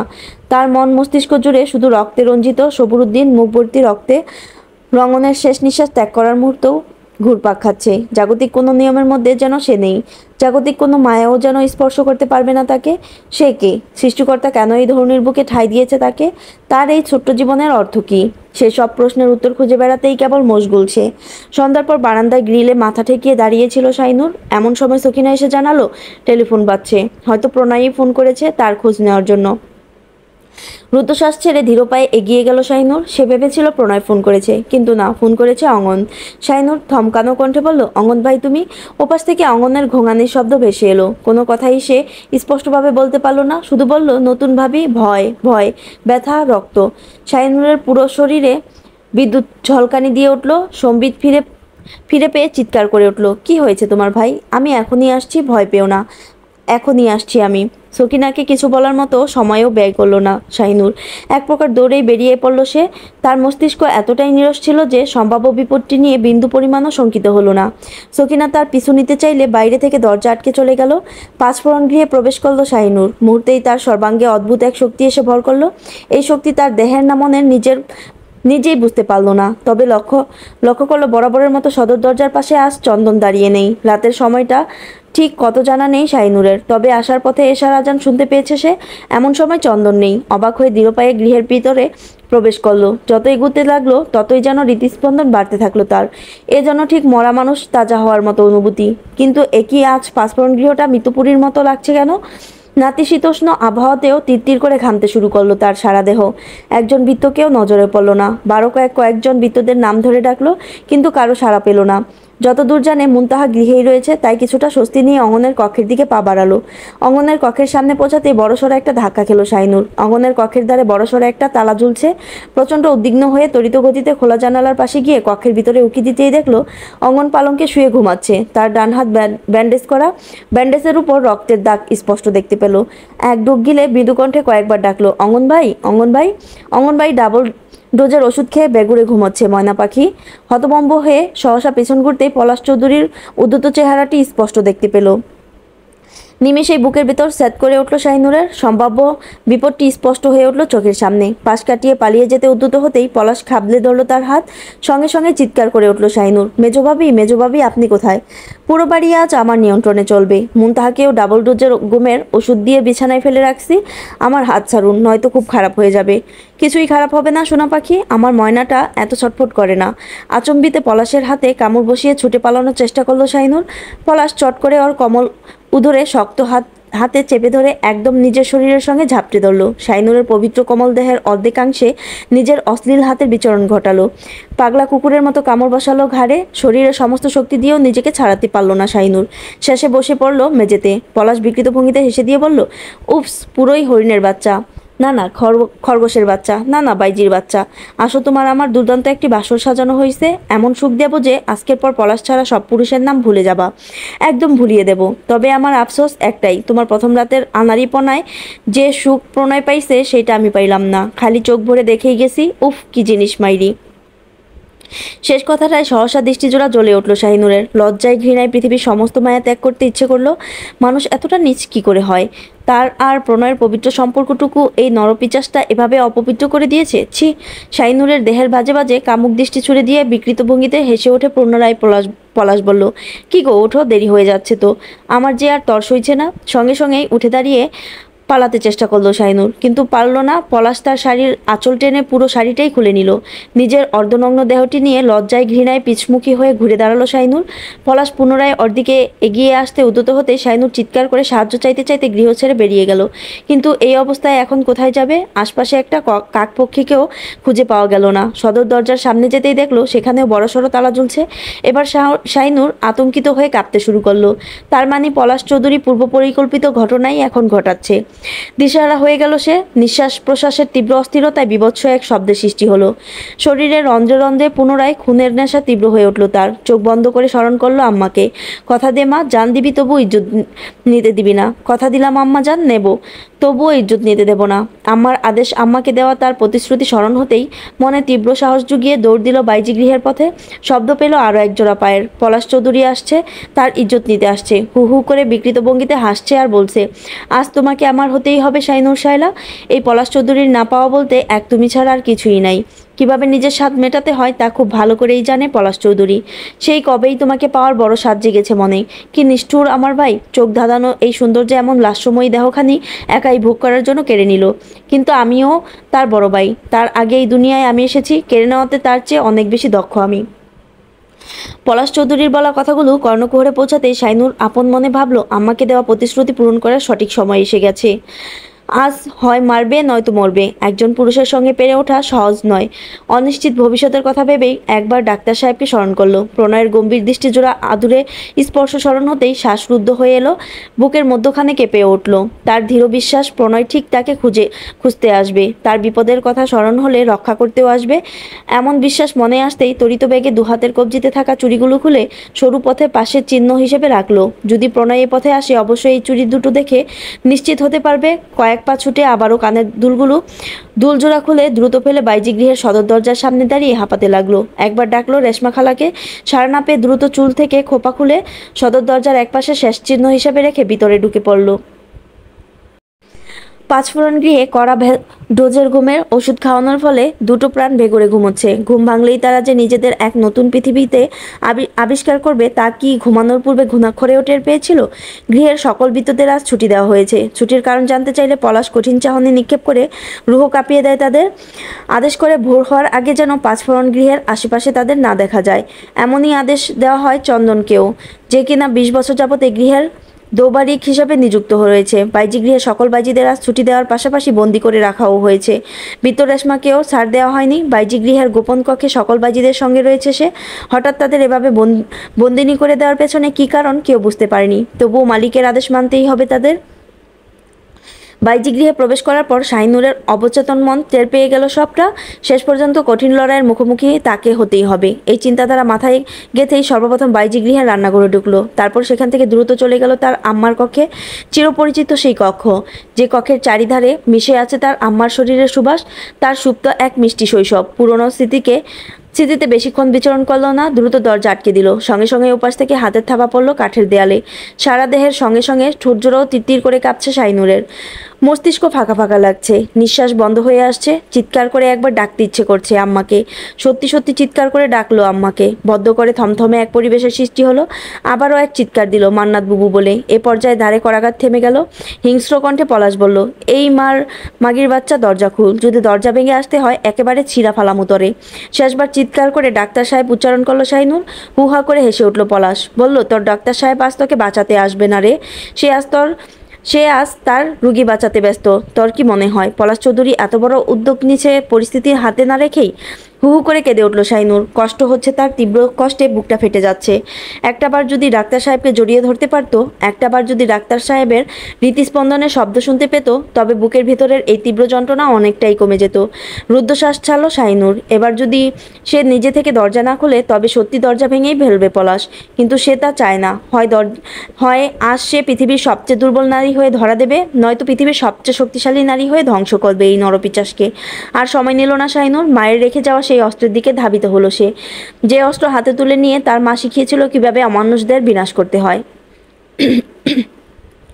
মায়ের দেওয়া অস্ত্রটি হাতে নেওয়ার সঙ্গে সঙ্গে মান্নাতের খণ্ডিত দেহের সেই বিভৎস দৃশ্যটি মানসপটে ভেসে উঠল। নিজেকে আর নিয়ন্ত্রণ করতে পারল না শাহিনুর। প্রচণ্ড হিংস্রতার সঙ্গে গর্জে উঠে দরজা খুলে ডান হাতে থাকা শুকনো মরিচের গুঁড়ো ছিটিয়ে দিল পলাশের দৃষ্টি বরাবর। এ কারণেই সে তখন রান্নাঘরে গিয়েছিল। পলাশ চৌধুরীকে দুর্বল করার অস্ত্র হিসাবে বেছে নিয়েছিল মরিচের গুঁড়ো, যা তাকে নৃশংসভাবে পলাশ চৌধুরীকে ধ্বংস করতে সহায়তা করবে। এক মুষ্টি মরিচের গুঁড়ো আচমকায় চোখে পড়তেই সহসা দু চোখ চেপে ধরে মেঝেতে গড়াগড়ি শুরু করলো পলাশ। মুখ দিয়ে বেরোতে লাগলো অশ্রাব্য ভাষা। দুহাত চোখে চেপে মেঝেতে তরপাতে লাগলো ঠিকই, কিন্তু দুপা দিয়ে শাহিনুরকে আঘাত করারও চেষ্টা করলো। শাহিনুরও থেমে রইল না। ঘন ঘন হিংস্রতার সঙ্গে নিঃশ্বাস ছাড়তে ছাড়তে এক হাতে পলাশের প্যান্ট খোলার চেষ্টা করলো সে। পলাশ এতটাই চিৎকার করছিল, এতটাই তরপাচ্ছিল যে শাহিনুরের প্রচণ্ড পরিশ্রম হলো প্যান্ট খুলতে। তবুও দমে যায়নি সে। বর্বরতার পৃথিবীতে বর্বরতাকেই বেছে নিল। নৃশংস পলাশ চৌধুরীর পতন নৃশংসভাবে দিতেই মরিয়া হয়ে উঠল। রক্তের নেশায়, খুনের নেশায় তার ভেতরে জেগে উঠল 10টি নারী সত্তা, যে নারীদের মধ্যে এক একজন এক এক কারণ দেখিয়ে দিল পলাশ চৌধুরীকে ধ্বংস করার জন্য। ভালোবেসে বিশ্বাসঘাতকতা, দিনের পর দিন নিজের বউকে ঠকানো, নিজের ঔরস্যজাতকে নিজ হাতে খুন, নিজের ছোট ভাইয়ের স্ত্রীকে ধর্ষণ করার চেষ্টা। আর কোনো কারণের প্রয়োজন পড়ল না। এই এতটুকুই যথেষ্ট। দু হাতে তলোয়ার ধরে দাঁত কিরমির করে বিভৎস এক চিৎকার দিয়ে পলাশের অন্ডকোষ বরাবর অগণিত আঘাত করতে লাগলো। অথচ এক আঘাতেই মূর্ছা ধরেছে পলাশ। মেঝেতে বয়ে যাচ্ছে রক্তের স্রোত, কিন্তু নরপশুটা প্রাণ হায়নি। গরু জবাই করার পর যেমন গরু ঘুঙায় ছটফট ছটফট করে, ঠিক তেমনি করছিল পলাশ। শাহিনুর মুখ দিয়ে শুধু বিভৎস শব্দ, ফুসফুস নিঃশ্বাস ব্যতীত আর কিছুই বের করতে পারল না। পলাশ তরপানির এক পর্যায়ে শাহিনুরের হাত থেকে তলোয়ার কেড়ে নেওয়ার চেষ্টা করলো। শাহিনুর এতে আরও বেশি ক্ষেপে গিয়ে ওর গাড় বরাবর তলোয়ার ধরে এক টানে শরীর থেকে মাথাটা ছিন্ন করে ফেললো। এরপরও থেমে রইল না সে। একের পর এক আঘাত করতে লাগলো পলাশের নিথর শরীরটাতে। চারদিকে ঝকঝকে লালবর্ণীয় তরল রক্তে রঞ্জিত শাহিনুরের দেহ। প্রকৃতি যেন হুঙ্কার ছেড়ে গান ধরল, ওরে মানুষরূপী পিচাস, শেষ পর্যন্ত এক বাইজি কন্যার হাতেই প্রাণ দিলি। হেরে গেলি, শেষ যাত্রায় হেরে গেলি রে পলাশ চৌধুরী। হাসপাতাল থেকে কোয়ার্টারে ফেরার পথে চন্দনের কল পেল প্রণয়। রিসিভ করতে ওপাশ থেকে শঙ্কিত কণ্ঠে চন্দন বলল, প্রণয় বাবা, আমি চন্দন। ধীর পায়ে হাঁটতে হাঁটতে গম্ভীর স্বরে প্রণয় জবাব দিল, হ্যাঁ জানি, তোমার নাম্বার সেভ আছে আমার ফোনে।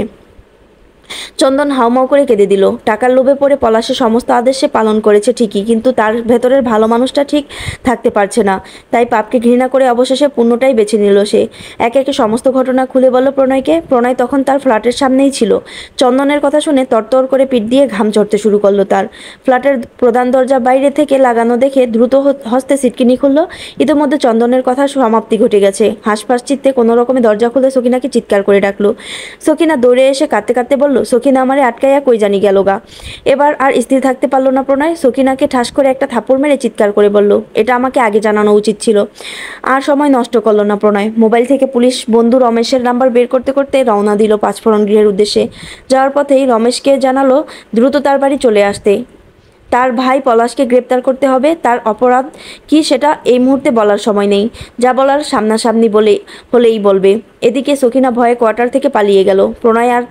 প্রণয় তার আত্মাটা হাতের মুঠোয় নিয়ে পা রাখলো পাঁচফোড়ন গৃহে। চারপাশের শুনশান নীরবতায় তার বুকটা থেমে থেমে কাঁপতে শুরু করলো। চন্দনের কথাগুলো স্মরণ হতেই শ্বাসরুদ্ধ করে পা বাড়ালো বাইজি গৃহের উদ্দেশ্যে। কিন্তু পথেই একটি শাড়ি পরে থাকতে দেখলো, যে শাড়িটা বিকালেই শাহিনুরের পরনে ছিল। নিজেকে আর ধরে রাখতে পারলো না প্রণয়। গলা ফাটিয়ে চিৎকার করে উঠল, নূর! হাঁটা পা এবার ছুটতে শুরু করলো তার। পথে শাহিনুরের রেখে যাওয়া চিহ্নগুলো নজরে পড়তে মাথা খারাপ হয়ে গেল। না জানি কত দেরি করে ফেলেছে সে। নিস্তব্ধ বাইজিগৃহে প্রবেশ করতে নিঃশ্বাসের পাশাপাশি শরীরের রক্ত চলাচল বন্ধ হয়ে যাওয়ার উপক্রম হলো প্রণয়ের। দুচোখ বেয়ে যেন নোনা পানির পরিবর্তে রক্তের ফোয়ারা বের হচ্ছে। আরও একবার নূর বলে আত্মচিৎকার দিল সে। তার আত্মধ্বনি বারবার তার কানে এসে বাড়ি খেতে লাগলো। কি করবে, কোন দিকে কোন পথে যাবে ভেবে না পেয়ে পুরো বাইজিগৃহে তন্ন তন্ন করে খুঁজতে লাগলো। শেষ পর্যায়ে যখন শারমিন বাইজির কক্ষের সম্মুখে উপস্থিত হলো, হৃৎপিণ্ডে স্যাট করে উঠল তার। ধারের বাইরে শুধু রক্তের স্রোত। সহসা চোখ বন্ধ করে ফেলল প্রণয়। নিমেষেই আবার পাগলের মতো ছুটে এলো কক্ষের ভিতর। মেজবাইয়ের রক্তে রঞ্জিত খণ্ডদেহের পাশে বিধ্বস্ত চেহারা শাইনুরকে দেখে স্তব্ধ হয়ে দাঁড়িয়ে পড়ল। কণ্ঠরোধ হয়ে এলো, চোখ ঝাপসা হয়ে গেল। হাত উঁচিয়ে শাইনুরকে ডাকতে গিয়ে খেয়াল করলো তার হাত থরথর করে কাঁপছে। কি অবিশ্বাস্য দৃশ্য! প্রণয় চৌধুরীর হৃদয় কাঁপছে, দেহ কাঁপছে। কি নির্মম এই দৃশ্য, যা তার সমস্ত সত্তাকে নাড়িয়ে ছাড়লো। বহু কষ্টে মুখ থেকে উচ্চারণ করলো, নূর! সহসা চোখ তুলে তাকালো শাহিনুর। কি ভয়ঙ্কর সেই দৃষ্টি! প্রণয় থেমে থেমে বলল, তো তুমি ঠিক আছো?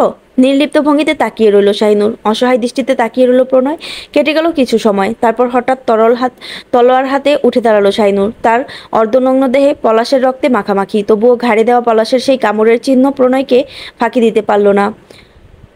মুহূর্তে চোয়াল শক্ত হয়ে উঠল প্রণয়ের। বাঘের মতো গর্জন দিয়ে একটানে শাহিনুরকে নিজের বুকের মধ্যেখানে ঝাপটে ধরল। শাহিনুর শক্ত পাথরের ন্যায় ঠায় দাঁড়িয়ে রইল। প্রণয় পাগলের মতো চিৎকার করে বলল, তুমি ঠিক আছো? ও তোমার কোনো ক্ষতি করেনি তো? আমার বা বাকিটুকু বলার পূর্বে এক ধাক্কায় প্রণয়কে নিজের থেকে সরিয়ে দিল শাহিনুর। অবাক হয়ে দুপা পিছিয়ে গেল প্রণয়। কতটা শক্তি খাটিয়ে তাকে দূরে সরানো হয়েছে তা ভাবতেই হৃৎপিণ্ড কেঁপে উঠেছে তার। তবুও পাগলের মতো আবারও শাহিনুরকে ঝাপটে ধরল। এবার শাহিনুর তলোয়ার দিয়ে তার ঘাড়ে ইশারা করে ফিসফিস কণ্ঠে বলল, আমি একদম ঠিক আছি। আমার ক্ষতি করার আগেই আপনার ভাইকে যোগ্য শাস্তি দিতে পেরে খুব শান্তি পাচ্ছি। ছেড়ে দিন আমায়, নয়তো আপনাকেও শেষ করে দেব। প্রণয় তবুও ছাড়ল না, কানেও নিল না শাহিনুরের কঠিন কঠিন কথাগুলো। তার হৃৎস্পন্দন শুনতে শুনতে সহসা ঠুকরে উঠল শাহিনুর। আর্তনাদ করে বলতে লাগলো, আমায় ছেড়ে দিন ডাক্তার সাহেব। আমি একজন খুনি। আপনার ভাইদের খুন করে দিয়েছি আমি। প্রতিশোধ নিয়েছি আমার আম্মা আর মান্নাত বুবুর মৃত্যুর। প্রণয় তবুও ছাড়ল না। শাহিনুর এবার শান্ত গলায় বলল, ছেড়ে দিন আমায়, আমার শাস্তির বন্দোবস্ত করুন। প্রণয় আরো শক্ত করে জড়িয়ে ধরল ওকে। বুকের অতি নিকটে মুখ থুবড়েও শাহিনুর বলল, গতকাল রাতে রঙনকে বিষ দিয়ে মেরেছি। আজ পলাশ চৌধুরীকে তলোয়ার দিয়ে দুটুকরো করে দিয়েছি। আমার ফাঁসির ব্যবস্থা করুন ডাক্তার সাহেব। সম্বিত ফিরে পেয়ে ছিটকে সরে গেল প্রণয়। অর্ধনগ্ন রূপে রক্তে রঞ্জিত শাহিনুরের হাতে তলোয়ার দেখতে পেয়ে চমকে উঠল। চোখ মুখ ফ্যাকাশে হয়ে গেল তার। ঘাড় বাঁকিয়ে পলাশের খণ্ডিত দেহ দেখতেই সম্পূর্ণ শরীর ছেড়ে দিল সে। হাঁটু গেড়ে শাহিনুরের সম্মুখে মাথা নিচু করে বসে পড়ল। লম্বা একটি সময় পর শাহিনুরের দু চোখে অশ্রুপাত ঘটল। খেয়াল করলো প্রণয়ের দু চোখ বেয়েও অশ্রু ঝরছে। রুদ্ধশ্বাস ছেড়ে মৃদু স্বরে বলল, আমি যাচ্ছি ডাক্তার সাহেব, আপনি আসুন, থানায় যেতে হবে আমাদের। আচম্বিতে শাহিনুরের হাত থেকে খপ করে তলোয়ার কেড়ে নিল প্রণয়। শাহিনুর চমকে তাকালো তার রক্তিমবর্ণ দৃষ্টিজোড়ায়। প্রণয় তর্জনী উঁচিয়ে বলল, চুপ, এই খুন আমি করেছি। শাস্তি হলে আমার হবে, ফাঁসিতে ঝুললে আমি ঝুলবো। বিস্ময়ে কিংকর্তব্য বিমূঢ় হয়ে গেল শাহিনুর। তার দৃঢ় বিশ্বাস ছিল প্রণয় নিজ দায়িত্বে পুলিশের হাতে তুলে দেবে তাকে, তাই এমন বাক্যে অবিশ্বাস্য দৃষ্টি ছুড়ে দিল। প্রতিবাদী কণ্ঠে বলল, ছি, আপনার মতো পবিত্র নিষ্কলঙ্ক মানুষকে এমন মিথ্যার আশ্রয় নেওয়া মানায় না। চোয়াল শক্ত করে প্রণয় বলল, খুন আমি করেছি, এই তলোয়ারের শেষ হাতের ছাপ আমারই আছে। আটকে উঠে তলোয়ার কেড়ে নেওয়ার চেষ্টা করলো শাহিনুর। বলল, অপরাধী আমি, শাস্তিও আমিই পাবো। এক প্রকার ধস্তাধস্তি শুরু হতে তলোয়ার পেছনে ফেলে দিয়ে হাঁটু গেড়ে শাহিনুরের কমর জড়িয়ে ধরল প্রণয়। ঠিক তার তলপেটের কাছে কান পেতে দিয়ে শক্ত করে বাহুবন্ধনে আটকে রাখলো তাকে। অদ্ভুত এক অনুভূতি পেয়ে স্তব্ধ হয়ে গেল শাহিনুর। হঠাৎ ভেজা কণ্ঠে প্রণয় বলল, আমার যে অংশ এখানে রয়েছে তাকে কেন শাস্তি দেবে নূর? এ যেন বিনা মেঘে বজ্রপাত। সর্বাঙ্গ কেঁপে উঠল শাহিনুরের। থরথর করে কাঁপতে থাকা হাতটি সহসা প্রণয়ের মাথায় স্পর্শ করলো। প্রণয় আলতোভাবে ওর পেটে চুমু খেলো। বলল, বাবু খুব ভয় পেয়েছে নূর, ওর মাকেও খুব ভয় পাচ্ছে। এই দেখো, আমায় পেয়ে একটু শান্ত হয়েছে। শাহিনুর হতভম্ব হয়ে দাঁড়িয়েই রইল। প্রণয় আবারও বলল, আমাদের সন্তান আসছে নূর, তোমার গর্ভে আমার সন্তান রয়েছে। আমি বেঁচে থাকতে আমার সন্তানের মা, আমার সন্তান ফাঁসিতে ঝুলবে? মুহূর্তেই শরীরের সমস্ত শক্তি কেউ যেন শুষে নিল শাহিনুরের। নিজেকে আর ধরে রাখতে পারল না সে। মাথা ঘুরতে শুরু করলো। প্রণয় ওকে ধরে ফেললো। গুমোট পরিবেশ থেকে কিছুটা টেনে কক্ষের বাইরে নিয়ে গেল। পুনরায় হাঁটু গেড়ে বসে শাহিনুরের পেট জড়িয়ে ধরলো। শাহিনুর তার দুকাল ধরে অসহায় চোখে তাকিয়ে করুণ কণ্ঠে প্রশ্ন করলো, আমাদের বাচ্চা হবে? প্রণয় বলল, হ্যাঁ, আমাদের বাচ্চা আসবে, আর সেই বাচ্চার কসম দিলাম তোমায় আমি। এখন যা বলবো তাই শুনবে তুমি। মুহূর্তে শাহিনুরের একটি হাত নিজের তলপেটে চলে গেল। থরথর করে কাঁপতে থাকা হাতটি বুঝতে পারলো না ওখানে সত্যি বাচ্চা আছে কিনা, তাই বলল, কোথায় বুঝি না তো। এমন পরিস্থিতিতেও বিষাদময় এক চিলতে হাসলো প্রণয়। বলল, বুঝবে, তুমি শুধু আমার কথা অনুযায়ী চলো। প্রণয়ের সিদ্ধান্ত বুঝতে পেরে বুকের ভিতরটায় হাহাকার করে উঠল শাহিনুরের। দুনিয়া বড়ই বিচিত্র। বিচিত্র দুনিয়ার মানুষগুলো কিন্তু ভালোবাসারও যে বিচিত্র রূপ হয় এ ব্যাপারে একটুও জানতো না শাহিনুর। আর স্বচক্ষে দেখলো ভালোবাসার আরেক রূপ। তার স্বামী নামক মহাপুরুষটির কঠিনতম ভালোবাসায় সারা দেহ সারা মন সিক্ত হয়ে উঠল। সহসা স্বামীকে বুকে জড়িয়ে ধরে হাউমাউ করে কেঁদে উঠল। বলল, এমন করেও ভালোবাসা যায় ডাক্তার সাহেব? নির্লিপ্ত কণ্ঠে প্রণয় বলল, এমন করে কেঁদো না নূর, আমাদের সন্তান ভয় পাচ্ছে। যত দ্রুত সম্ভব ওর ভয় কাটাতে হবে। আমায় পেয়ে স্বস্তি পেয়েছে, এবার দুজন মিলে ওর ভয় দূর করতে হবে। এ পর্যায়ে প্রণয়কে আরো শক্ত করে জড়িয়ে ধরল শাহিনুর। প্রণয় অনুভব করলো শাহিনুরের বুক কাঁপছে, হাত কাঁপছে, কাঁপছে সারা দেহটাই। কয়েক পল পেরুতেই কম্পিত কণ্ঠে শাহিনুর বলল, আমাকে আপনি ক্ষমা করতে পারবেন ডাক্তার সাহেব? আমি আপনার দুভাইয়ের নৃশংস হত্যাকারী। সন্তর্পণে শাহিনুরের হৃদস্পন্দন থেকে নিজেকে সরিয়ে নিল প্রণয়। ভেঙে চুরমার হয়ে যাওয়ার স্বরূপ ধীরে ধীরে উঠে দাঁড়ালো সে। শাহিনুরের দৃষ্টিতে অসহায়ত্ব স্পষ্ট। সে দৃষ্টিতে সীমাহীন ভালোবাসার ভরসার দৃষ্টি মেলে ধরে নিজের ডান হাতটা দিয়ে শাহিনুরের নৃশংস রক্তাক্ত হাতের আঙুলের ফাঁকে আঙুল গুজে দিয়ে শক্ত করে চেপে ধরলো। আহত স্বরে বলল, এ মুহূর্তে আমার কাছে সবচেয়ে বড় সত্যি হচ্ছে তুমি আমার স্ত্রী। বিয়ের প্রথম রাতেই বলেছিলাম তুমি আমার অর্ধেক অঙ্গ, অর্থাৎ যা কিছু ঘটেছে তা আমারই অর্ধেক অঙ্গ ঘটিয়েছে। এর সম্পূর্ণ দায়ভার আমারও। অর্ধেক অঙ্গ লড়াই করে ভীষণ ক্লান্ত হয়ে পড়েছে। তাছাড়া এই অঙ্গে আমার ছোট্ট একটা অংশ বেড়ে উঠছে। তোমার এবার বিশ্রাম প্রয়োজন নূর। আমার সন্তানকে যে ভয় দেখিয়েছ সে ভয়টা কাটানোর দায়িত্ব দিয়ে গেলাম তোমায়। তোমার লড়াইয়ে পাশে থাকতে পারিনি বলে শাস্তির ভাগটা আমারই প্রাপ্য। এত ভালো কেন হলেন ডাক্তার সাহেব? আপনি কেন আর সবার মতো স্বার্থপর হলেন না? স্মিত হেসে প্রণয় বলল, বোকা মেয়ে, স্ত্রী সন্তানের স্বার্থে কিছু করাকেও তো স্বার্থপরতা বলে। আমি একটু ভিন্ন ধাঁচের স্বার্থপর। ভিতর থেকে কান্নারা উগরে বেরিয়ে এলো শাহিনুরের। আকস্মাৎ প্রণয়কে ঝাপটে ধরে বিধ্বংসী কান্নায় ভেঙে পড়ল। চিৎকার করে বলল, আপনাকে আমি খুব ভালোবাসি ডাক্তার সাহেব, আপনাকে আমি খুব ভালোবাসি। শাহিনুরকে অতি যত্নে বুকের মধ্যখানে শক্ত করে চেপে ধরে মাথায় কপালে গালে অসংখ্য চুমু খেলো প্রণয়। ভাঙা ভাঙা কণ্ঠে বলল, আমিও তোমায় ভীষণ ভালোবাসি চন্দ্রকান্তা। কিছু সময় একে অপরকে জড়িয়ে ধরে কাটালো ওরা। একে অপরের নিঃশ্বাস প্রশ্বাসে মিলেমিশে একাকার। হঠাৎ শাহিনুর বলল, আমি বিশ্বাস করতে পারছি না ওদের সঙ্গে আপনার রক্তের সম্পর্ক। ওরা আপনার ভাই হয়, একই মায়ের গর্ভজাত সন্তান আপনারা। সেই ওদের খুনিকে শাস্তি না দিয়ে সেই খুনের দায় নিজে নিতে চাচ্ছেন? ওদের সঙ্গে আমার রক্তের সম্পর্ক নূর, আর তোমার সঙ্গে আমার আত্মার সম্পর্ক। জানো, রক্তে পচন ধরলে রক্ত পরিবর্তন করার সুযোগ থাকে, কিন্তু আত্মা পরিবর্তন করার কোনো সুযোগ আমাদের কাছে নেই। ফুপিয়ে উঠল শাহিনুর। প্রণয় তার মাথায় হাত বুলিয়ে দিয়ে বলল, ভয় পাচ্ছ? আগে কেন বললেন না ওর কথা? এবার আমি কি করব? তোমার নিরাপত্তা দিয়েই আমি যাব নূর। আকুতি ভরা কণ্ঠে শাইনুর বলল, আর কি কোনো উপায় নেই? থমকানো কণ্ঠে প্রণয় বলল, উপায় অনেক আছে, তুমি কি চাও বলো? শাইনুর প্রচণ্ড শক্তি প্রয়োগ করে জড়িয়ে ধরল প্রণয়কে, বলল, ফাঁসিতে ঝুললে দুজন একসাথে ঝুলবো, জেল খাটলেও একসাথে। আমরা আমরা আপনাকে একা ছাড়বো না ডাক্তার সাহেব, আমরা আপনাকে ছাড়া একা বাঁচতে পারবো না। চমকে উঠল প্রণয়। শাইনুরের থেকে নিজেকে ছাড়িয়ে নিয়ে দ্রুত শার্ট খুলে শাইনুরকে পরিয়ে দিল। বলল, তাহলে চলো হারিয়ে যাই কোথাও, যেখানে কেউ খুঁজে পাবে না আমাদের। সুস্থ স্বাভাবিকভাবে বাবা মায়ের ভালোবাসা পেয়েই পৃথিবীতে আসবে আমাদের সন্তান, যাবে বহুদূর। শাইনুর মাথা নাড়িয়ে সম্মতি দিল। না দিয়ে উপায় কি? আর যদি তার ফাঁসি হয়, একটা নিষ্পাপ শিশু প্রাণ হারাবে। আর যদি প্রণয়ের ফাঁসি হয়, বাবা হারা হবে বাচ্চাটি। প্রণয় জানে, আজ যদি এই খুনের দায় সে নেয়, তাহলে তার চাকরি জীবনে বিরূপ প্রভাব পড়বে, ধ্বংস হয়ে যাবে তার একটি স্বপ্ন। তবে এই স্বপ্ন ধ্বংসের পরিবর্তে নতুন এক স্বপ্ন পূরণ করবে সে। ভয়াবহ একটি সিদ্ধান্ত নিল প্রণয়। সব কিছু তুচ্ছ মনে হলো তার কাছে। তার সকল সুখ, সকল শান্তি উপরওয়ালা যেন সম্মুখের এই মানবীটির মাঝে ঢেলে দিয়েছে। আর কিছু ভাবতে পারল না, চটপট কুলে তুলে নিল শাইনুরকে। আচমকাই পুরো বাইজি গৃহের বিদ্যুৎ চলে গেল, চারপাশ ছেয়ে গেল ঘন অন্ধকারে। তবে কি তাদের হারিয়ে যাওয়ার সিদ্ধান্তকে সমর্থন জানিয়ে সৃষ্টিকর্তাই কি পথ খুলে দিল? এই ছিল বাইজি কন্যার 46 থেকে 48 পর্যন্ত সবগুলো পর্ব একসাথে।